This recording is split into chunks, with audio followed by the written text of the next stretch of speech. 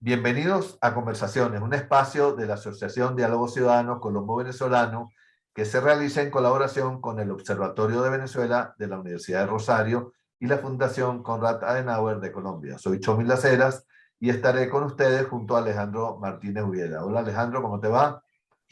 Muy bien, Chomin, teniendo hoy como invitado en nuestro programa a Humberto Prado, quien es un defensor de derechos humanos de Venezuela de reconocida trayectoria y comisionado presidencial para los derechos humanos del gobierno interino de Venezuela. Sí, Alejandro, y con Humberto Prado hablaremos precisamente sobre la situación de los derechos humanos en Venezuela. Bienvenido, Humberto, ¿cómo estás?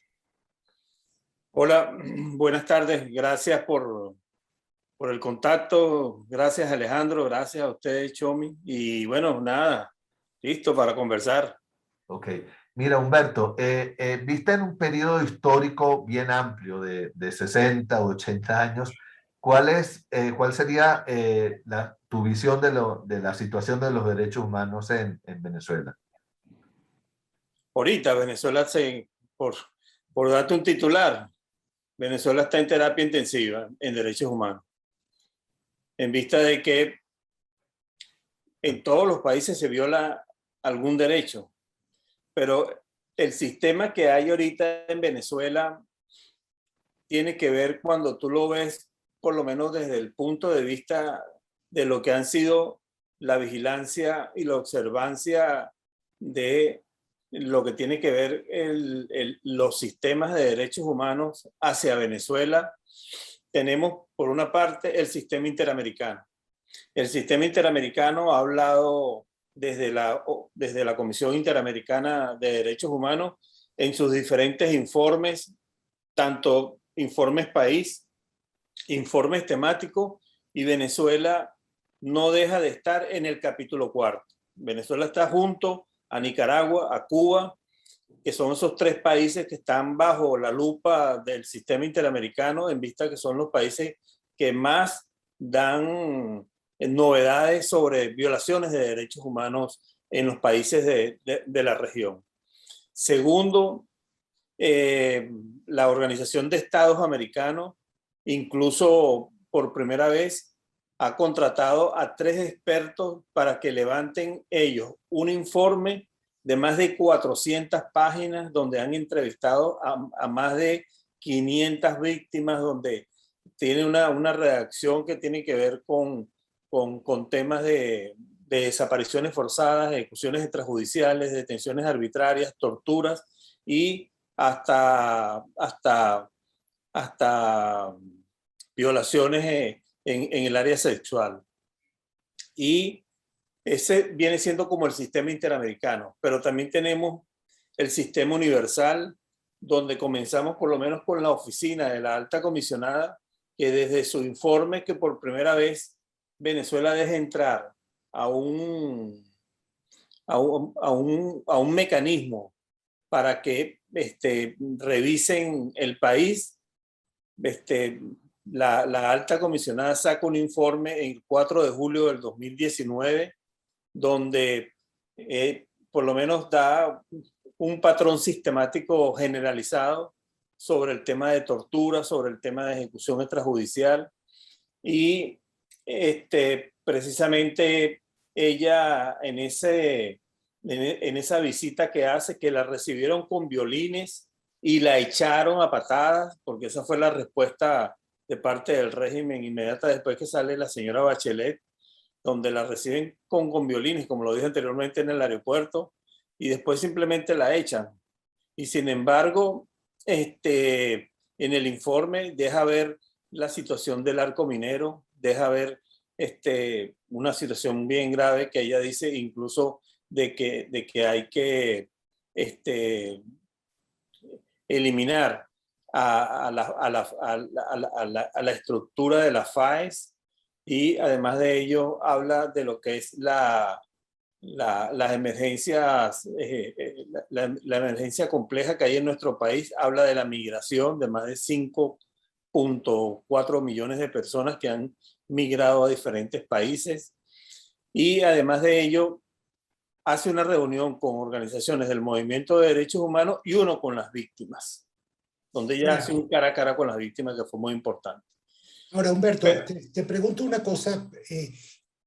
Las violaciones de derechos humanos que se produjeron durante el mandato de Hugo Chávez, entre ese tipo de violaciones y las que han ocurrido en régimen de Maduro, ¿ves diferencias desde el punto de vista de los derechos humanos?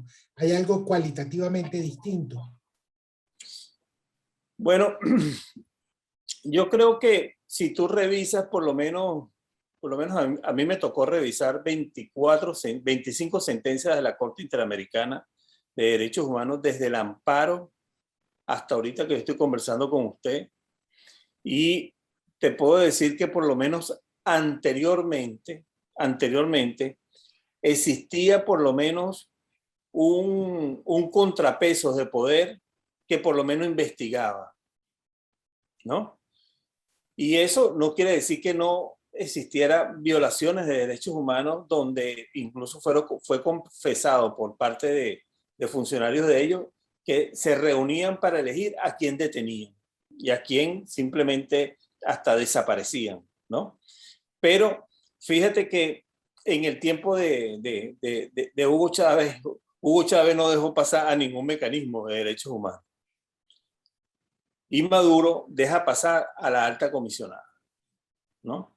Entonces, cuando yo les hablo a ustedes de los diferentes mecanismos, lo que pasa es que lo quiero llevar al terreno de los derechos humanos para que vean cómo Venezuela en los actuales momentos es el único país del mundo que está apuntado con todos los mecanismos de derechos humanos y tiene un procedimiento penal internacional.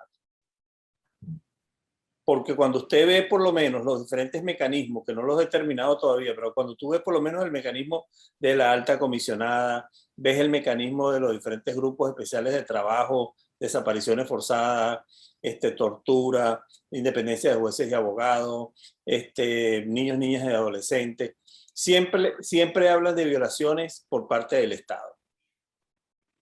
O cuando tú ves por lo menos la Organización Internacional del Trabajo, que también saca en un informe de la misión de encuesta que en Venezuela hay persecución a los dirigentes sindicales y detenciones arbitrarias. Siempre hablan del Estado. Pero cuando nosotros hablamos de un mecanismo como la Corte Penal Internacional, ya te está hablando de lesa humanidad, de crimen de lesa humanidad. Ahora, cuando tú ves lo que son nuestras normativas internas, no aparece el crimen dentro del Código Penal, sino que aparece el homicidio. Y entonces eso trae como consecuencia de que la ley nuestra no está adaptada ni siquiera a lo que son los mecanismos internacionales del Estatuto de Roma. Mira, Humberto, y precisamente, ¿qué antídotos, qué resortes se pueden activar institucionalmente o en la sociedad venezolana para luchar contra estas violaciones de derechos humanos? Mira, yo creo que la sociedad venezolana tiene una oportunidad de oro.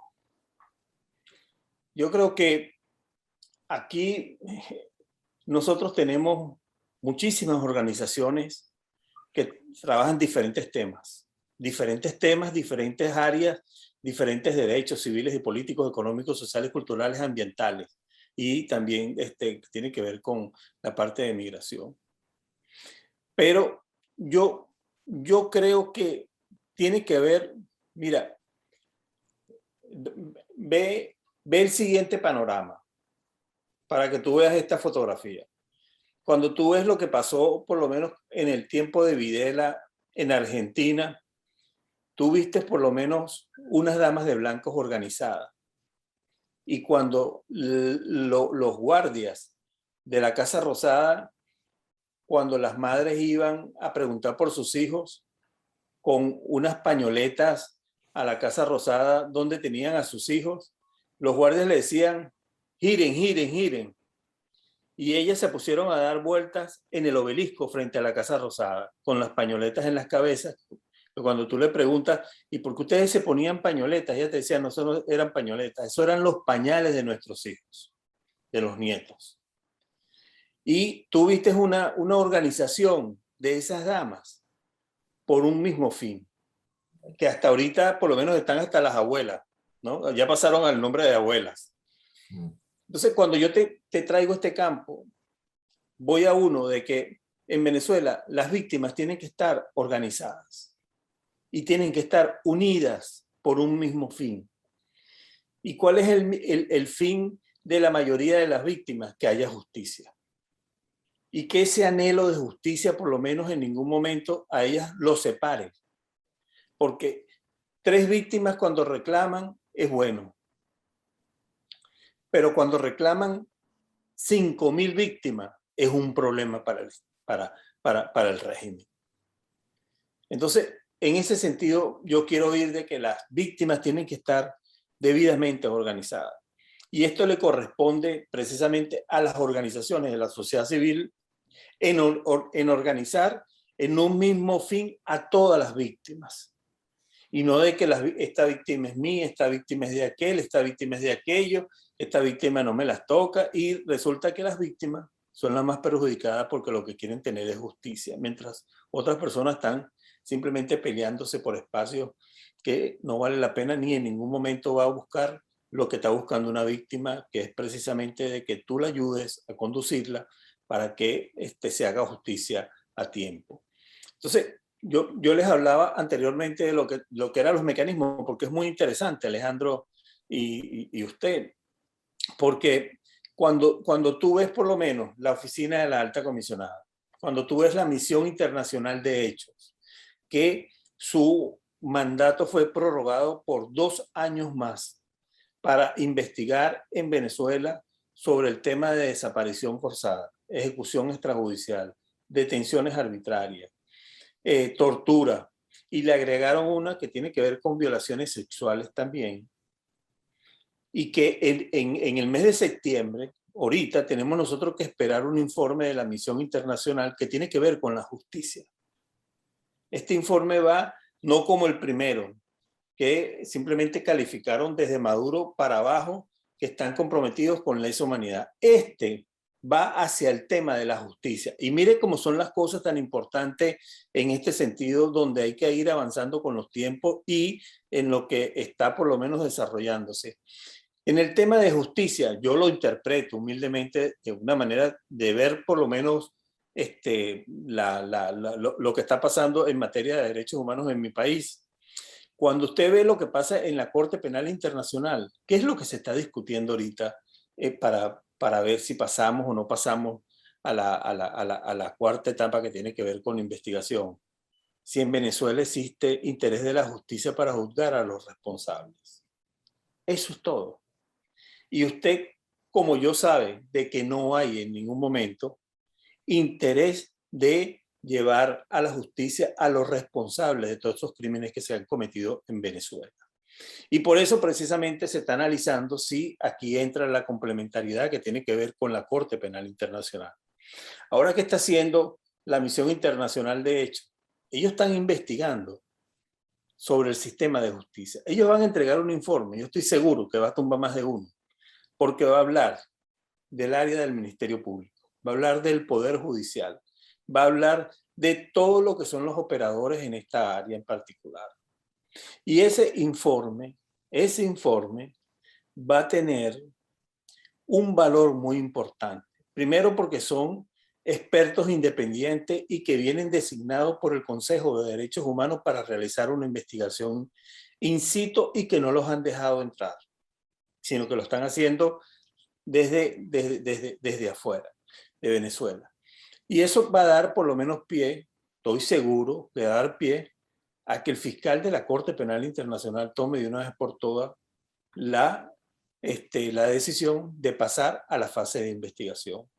Entonces, imagínense, tiene la fase de inicio, que es la Misión Internacional de Hechos, tiene a la Oficina de la Alta Comisionada, tiene a la Organización Internacional del Trabajo, tiene a la Corte Penal Internacional y tiene los diferentes mecanismos. Pero además de todo esto, el sistema interamericano y el sistema universal y de una investigación internacional penal, tiene organizaciones internacionales como Human Rights Watch, tiene organizaciones internacionales como Amnistía Internacional, tiene organizaciones internacionales como la Comisión Internacional de Juristas, que su presidente en el informe que entregaron hace poco calificó el Poder Judicial de Venezuela, que tiene la cabeza podrida. Así mismo, yo no sé si ustedes han leído ese informe, pero así mismo lo calificó este señor que está por allá por Ginebra, ante una investigación que hicieron en Venezuela sobre todo el sistema de justicia. Entonces, cuando tú ves las organizaciones internacionales, cuando tú ves todos estos mecanismos que le he dicho anteriormente apuntando hacia nuestro país, y usted me dice, ¿cómo usted puede calificar la situación de derechos humanos en Venezuela en terapia intensiva? Y que todas las personas que son responsables en todas estas violaciones se han jugado, como se dice, todos los boletos para tener una investigación internacional de carácter penal, con responsabilidades que muchas personas cuando están en el poder, como son arrogantes y se piensan que nunca van a ser alcanzados por la justicia, pero yo tengo la plena seguridad que sí van a ser alcanzados, porque una cosa que tenemos los defensores es que primero no nos intimidan. Segundo, esas caras de arrogantes las hemos visto ya con Videla, las hemos visto ya con Fujimori, las hemos visto ya con Pinochet. Y ante esto que simplemente lo que hacen es bailar ante el dolor de las personas y que mandan a matar, mandan a desaparecer, mandan a torturar, mandan a detener arbitrariamente y que después lo mandan a soltar a la gente de la noche a la mañana también, ¿no? Esto es una justicia que usted la ve y dice, Venezuela es un país contumaz, pero que para calificarlo de poco, simplemente diría, esto es como si tú quieres promocionar el turismo en Venezuela, hágalo, visítelo y hágalo si es valiente. Y si preguntas por qué, porque usted no sabe si entra, no sabe si sale.